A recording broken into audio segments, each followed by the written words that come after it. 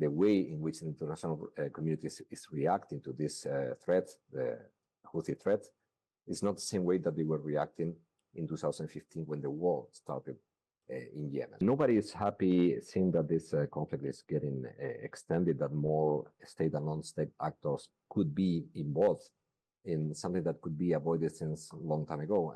I mean, we all knew that as far as the conflict gets extended in the time, there will be more chances that other actors would be involved. Of course, it's not, and nobody's happy either with the possibility of the traffic in the Red Sea disrupted. But we see that in the region that at the end of the day, the impact that the attacks of Houthis are having in the international trade or even in the price of oil is not that big to provoke such a big reaction from an international coalition.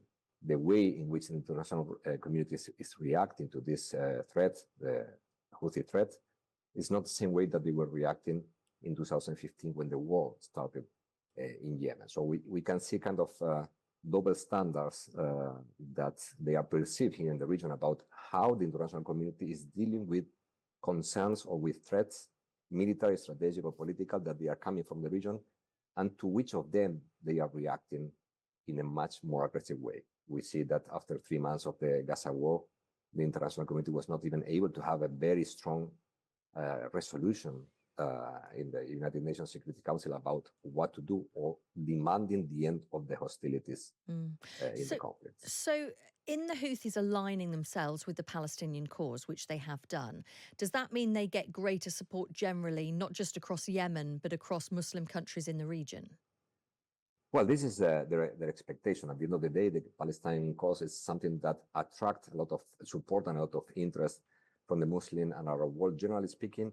From the global south as well, we have to follow up what is going on in Asia, Africa, and even Latin America, when a lot of groups, political groups, and people are supporting or are asking for the end of the war and being closer to the Palestinian demands of two states or one state or whatever you want to call it. So, of course, supporting more assertive, in a more assertive way, the Palestinian cause is attracting the support of other people. We have to bear in mind that many states here in the region have signed peace agreements and normalized relations with Israel against the will of their own people. In most of the countries that they signed the Abraham Accords, the population is not happy with the signature of those deals, and to some extent they are demanding their own states to paralyze those deals. The problem is that the public opinion here is not very well received by the governments, so not often the public opinion is made visible in social media or other places. Do you believe that Iran has the power to stop the Houthis if they want to stop them? Will the Houthis listen?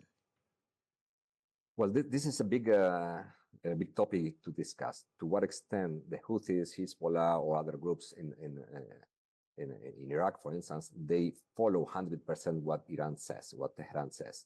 There is, of course, a coincidence of interest between Iran and the other groups, but there is also autonomy from those groups. So not all the things that the Houthis, Hezbollah, or other groups do is instructed by Tehran.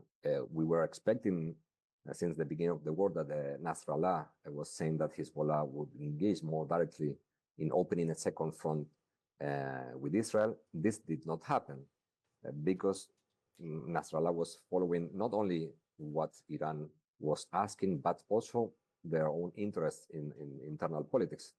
The Houthis more or less the same. The Houthis, they can use this to attract more support. They can use this to get more leverage. They can use this to get more support from Iran. But on the other hand, they will be alone, as it's happening now. If the Houthis are attacked by a coalition led by United States and UK, nobody is going to stop that. Iran is not going to retaliate in the name of the Houthis. The Houthis will be alone. So therefore, the Houthis will make a decision based on their own interests, their survival as a group, and their territorial control. I mean, the factual control of their territory depends on their own survival that is now in danger because of they are engaging in a direct confrontation with the US and UK. So in So light of therefore, that, they will make a decision. yeah. Yes, So in light of that, do you think these attacks will stop the Houthis attacking ships in the Red Sea? maybe they don't stop, but at least they will not increase. I mean, even though they claim that they will retaliate and they will have a big, I mean, the coalition will have a big loss.